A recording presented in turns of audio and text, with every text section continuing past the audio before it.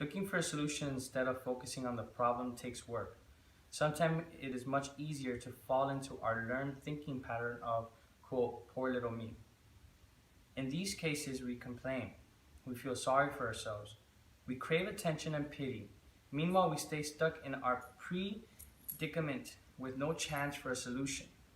There's a popular saying that one should never bring a problem without offering a solution. It is great advice. Instead of poor little me, one can say, I am empowered. The universe sends us signals of warnings all the time.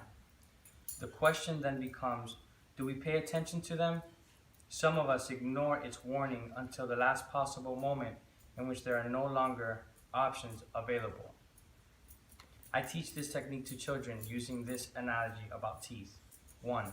If you do not brush your teeth, you will probably get cavities. 2. If you still do not wash them, you may have to get several cavity fillings. If your poor dental hygiene continues, you will have to get a root canal, and maybe, over time, some of your teeth will fall out due to bad gums.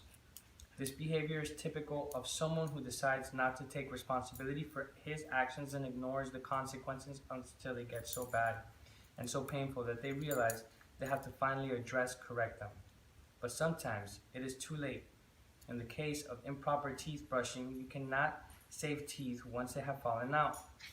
In cases where the person continually plays the helpless individual and tries, intentionally or not, to provoke pity through complaints or crying, he fits the persona of those who think, poor little me. The problem of continually feeling sorry for oneself and essentially acting as a masochist who finds pleasure in pain is the person develops a habitual negative thinking pattern that prevents problem solving or any personal growth. He stays stuck because he does not look outside of himself or try to learn why he feels this way and what can be done to fix it.